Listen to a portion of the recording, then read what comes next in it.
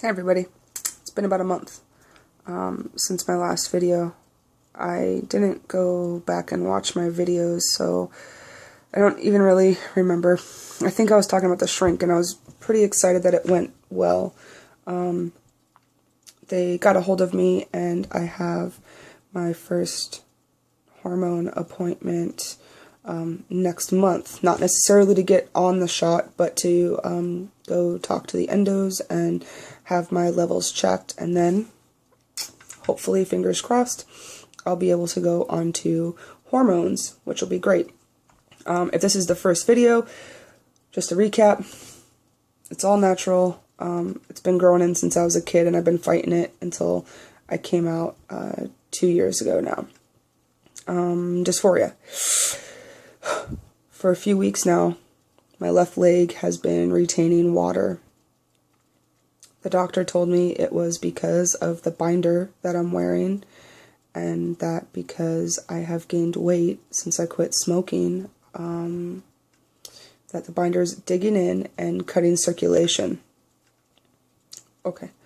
And they told me, not so much going and eating a whole bunch of salty foods, drink water, they didn't really give me a whole lot of options besides stop wearing your binder. Okay, so that's not going to happen. It wasn't even an option. I ignored them, and I continued to wear my binder, and I just started working out and, trying to take care of myself a little bit better, and my foot doesn't swell as much anymore.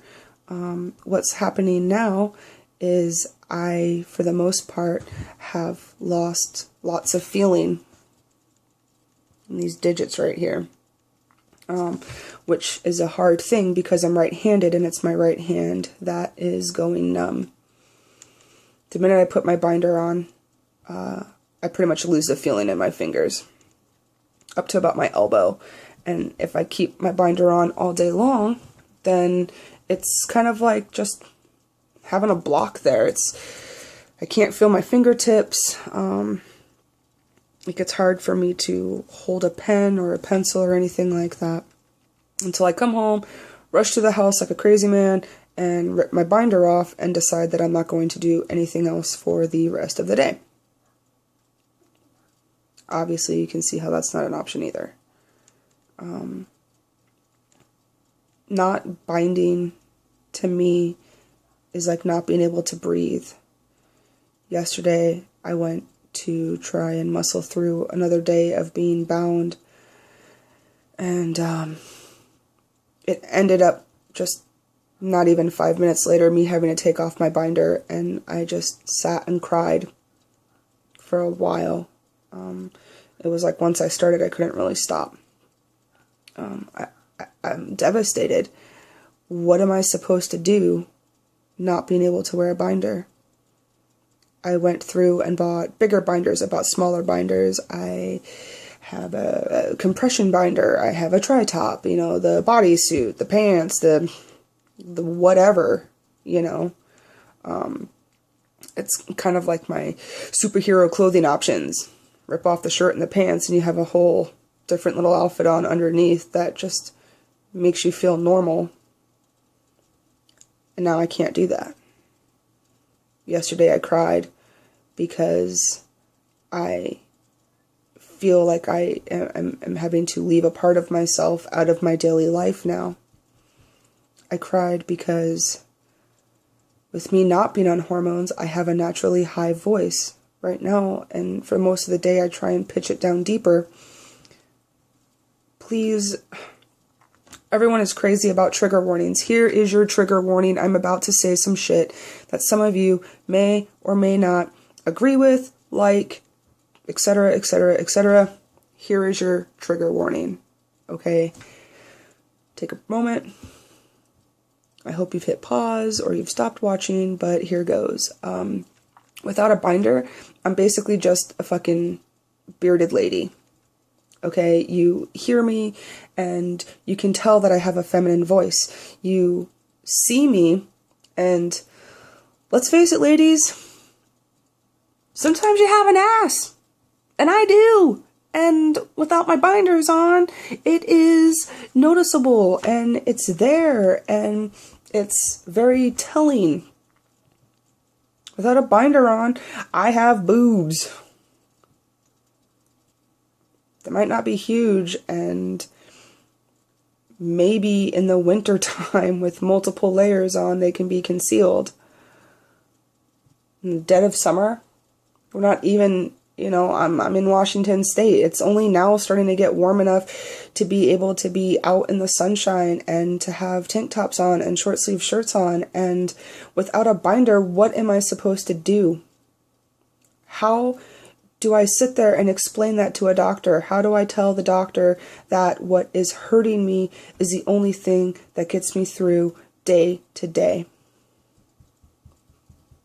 It's my pass card. And I don't have it anymore. Medically, I simply cannot bind anymore. I fought my fingers being numb for days. And yesterday I sat and cried because I can't do it anymore. I am going to have to spend this summer unbound. And I don't really know what to do about that. I know that I don't like the way that feels. I know that that is a terrifying thought for me. And I don't know how to change it. For my friends that aren't within the trans community, this is what dysphoria looks like to some people. Let me strip you down naked and make you go to work. Make you take your kids to school. Make you go grocery food shopping. Make you not care about the looks and the stares and the jokes, the quiet whispers. Shit, the loud whispers. This is what dysphoria looks like.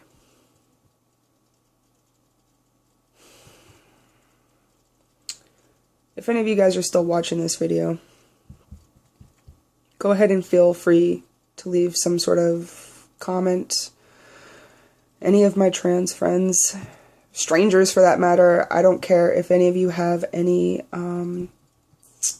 ideas of summertime binding that I might be able to do. Go ahead and feel free to comment away and let me know, because as of right now,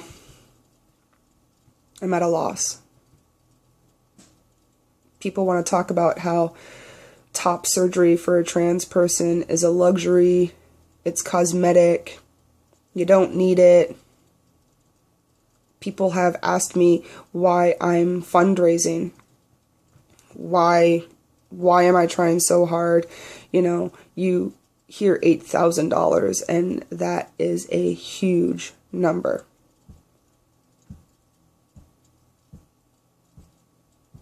It's a huge number.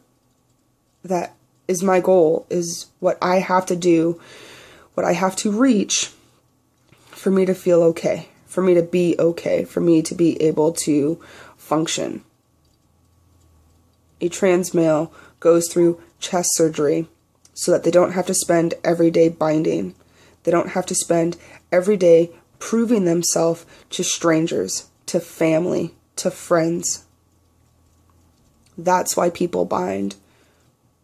That's why it's hurtful with giggles and laughs, and it's frustrating beyond all belief with friends and family telling you, oh, it's okay, it's fine.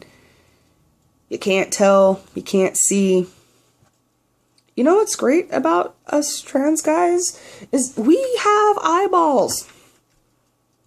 I know when I put a shirt on that I can see my damn chest, especially when it's not bound, which means that Joe Blow down the street can see my damn chest.